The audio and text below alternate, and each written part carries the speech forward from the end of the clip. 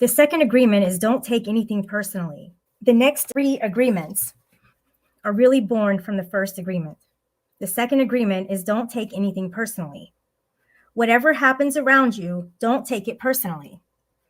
Using an earlier example, if I see you on the street and I say, hey, you are stupid, without knowing you, it's not about you, it's about me. If you take it personally, then perhaps you believe you are stupid. Maybe you think to yourself, how does he know? Is he clairvoyant, or can everybody see how stupid I am? You take it personally because you agree with whatever was said. As soon as you agree, the poison goes through you and you are trapped in the dream of hell. What causes you to be trapped is what we call personal importance. Personal importance, or taking things personally, is the maximum expression of selfishness because we make the assumption that everything is about me. During the period of our education or our domestication, we learn to take everything personally. We think we are responsible for everything. Me, always me. Nothing other people do is because of you. It is because of themselves. All people live in their own dream, in their own mind. They are in a completely different world from the one we live in. When we take something personally, we make the assumption that they know what is in our world, and we try to impose our world on their world. Even when a situation seems so personal, even if others insult you directly, it has nothing to do with you. What they say, what they do, and the opinions they give are according to the agreements they have in their own minds. Their point of view comes from all the programming they received during domestication.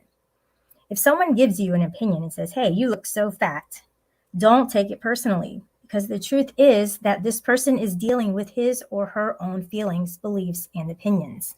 That person tried to send poison to you, and if you take it personally, then you take that poison and it becomes yours.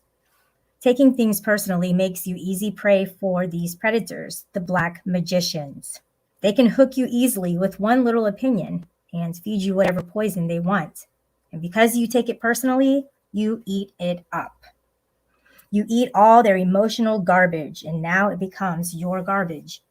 But if you do not take it personally, if you are immune in the middle of hell, immunity to poison in the middle of hell is the gift of this agreement. When you take things personally, then you feel offended. Your reaction is to defend your beliefs and create conflicts. You make something big out of something so little because you have the need to be right and make everybody else wrong. You also try hard to be right by giving them your opinions. In the same way, whatever you feel and do is just a projection of your own personal dream, a reflection of your own agreements. What you say, what you do, and the opinions you have are according to the agreements you have made, and these opinions have nothing to do with me. It is not important to me what you think about me, and I don't take what you think personally. I don't take it personally when people say, Miguel, you are the best. And I also don't take it personally when they say, Miguel, you are the worst. I know that when you are happy, you will tell me, Miguel, you are such an angel.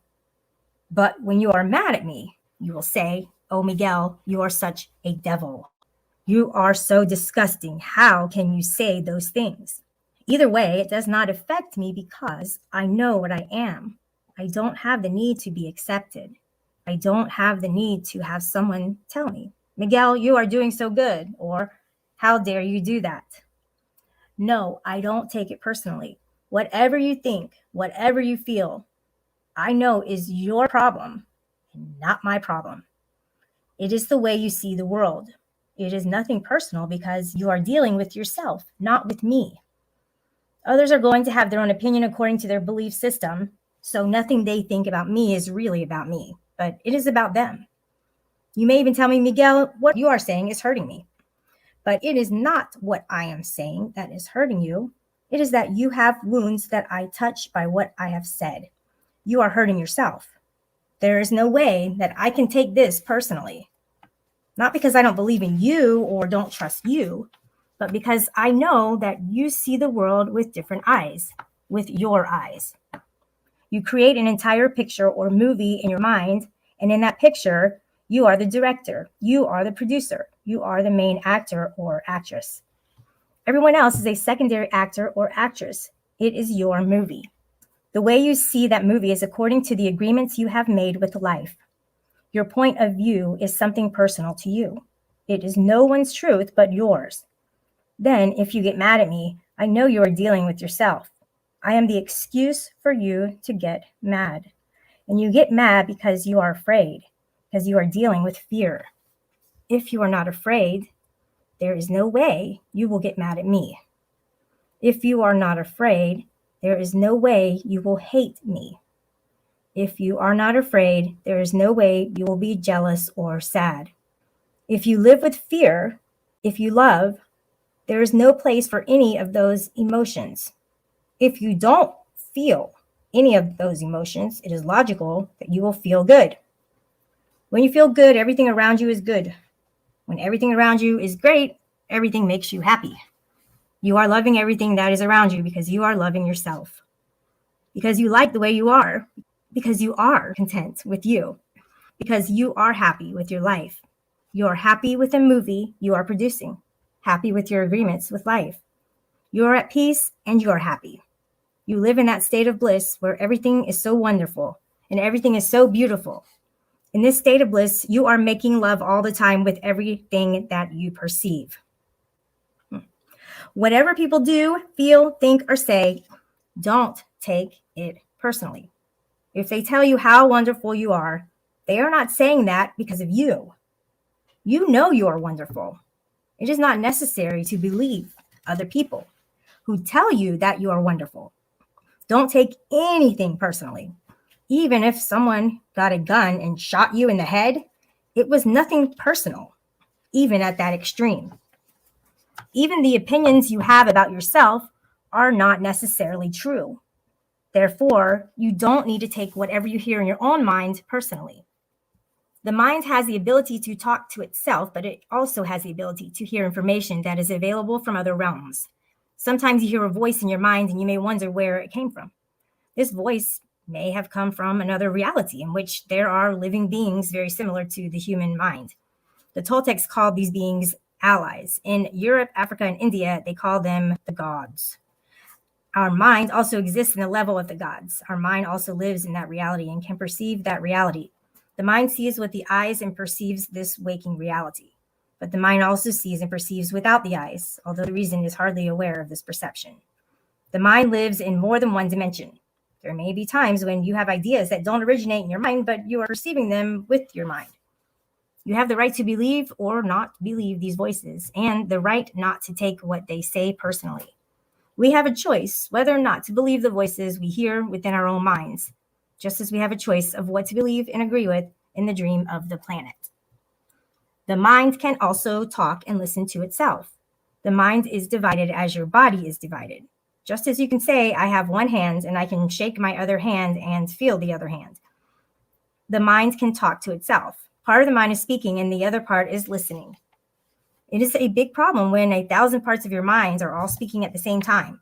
This is called mitote. The mitote can be compared to a huge marketplace where thousands of people are talking and bartering at the same time. Each one has different thoughts and feelings. Each one has a different point of view. The programming in the mind, all of those agreements we have made, are not necessarily compatible with each other. Every agreement is like a separate live being. It has its own personality and its own voice.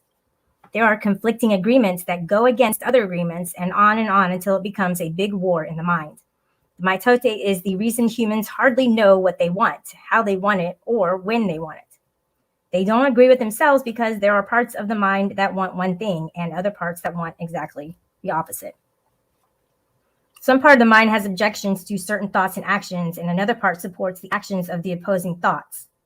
All these little living beings create inner conflict because they are alive and they have a voice.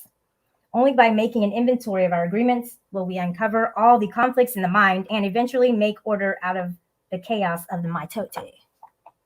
Don't take anything personally, because by taking things personally, you set yourself up to suffer for nothing. Humans are addicted to suffering at different levels and to different degrees, and we support each other in maintaining these addictions. Humans agree to help each other suffer. If you have the need to be abused, you will find it easy to be abused by others. Likewise, if you are with people who need to suffer, something in you makes you abuse them. It is as if they have a note on their back that says, "Please kick me." They are asking for justification for their suffering. Their addiction to suffering is nothing but an agreement that is reinforced every day. Wherever you go, you will find people lying to you. And as your awareness grows, you will notice that you also lie to yourself. Do not expect people to tell you the truth because they also lie to themselves. You have to trust yourself and choose to believe or not to believe what someone says to you. When we really see other people as they are without taking it personally, we can never be hurt by what they say or do. Even if others lie to you, it is okay. They are lying to you because they are afraid. They are afraid you will discover that they are not perfect. It is painful to take their social mask off. If others say one thing but do another, you are lying to yourself if you don't listen to their actions. But if you are truthful with yourself, you will save yourself a lot of emotional pain. Telling yourself the truth about it may hurt, but you don't need to be attached to the pain. Healing is on the way, and it's just a matter of time before things will be better for you. If someone is not treating you with love and respect, it is a gift if they walk away from you. If that person doesn't walk away, you will surely endure many years of suffering with him or her. Walking away may hurt for a while, but your heart will eventually heal. Then you can choose what you really want. You will find that you don't need to trust others as much as you need to trust yourself to make the right choices. When you make it a strong habit not to take anything personally, you avoid many upsets in your life. Your anger, jealousy, and envy will disappear, and even your sadness will simply disappear if you don't take things personally. If you can make this second agreement a habit, you will find that nothing can put you back into hell. There is a huge amount of freedom that comes to you when you take nothing personally. You become immune to black magicians, and no spell can affect you, regardless of how strong it may be.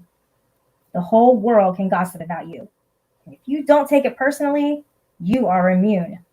Someone can intentionally send emotional poison, and if you don't take it personally, you will not eat it. When you don't take the emotional poison, it becomes even worse in the sender, but not in you. You can see how nothing personally helps you to break many habits and routines that trap you in the dream of hell and cause needless suffering. Just by practicing this second agreement, you begin to break dozens of teeny tiny agreements that cause you to suffer. And if you practice the first two agreements, you will break 75% of the teeny tiny agreements that keep you trapped in hell. Write this agreement on paper and put it on your refrigerator to remind you all the time. Don't take anything personally. As you make a habit of not taking anything personally, you won't need to place your trust in what others do or say. You will only need to trust yourself to make responsible choices. You are never responsible for the actions of others. You are only responsible for you. When you truly understand this and refuse to take things personally, you can hardly be hurt by the careless comments or actions of others. If you keep this agreement, you can travel around the world with your heart completely open and no one can hurt you. You can say, "I love you" without fear of being ridiculed or rejected. You can ask for what you need. You can say yes or you can say no, whatever you choose, without guilt or self-judgment. You can choose to follow your heart always. Then you can be in the middle of hell and still experience inner peace and happiness. You can stay in your state of bliss and hell will not affect you at all.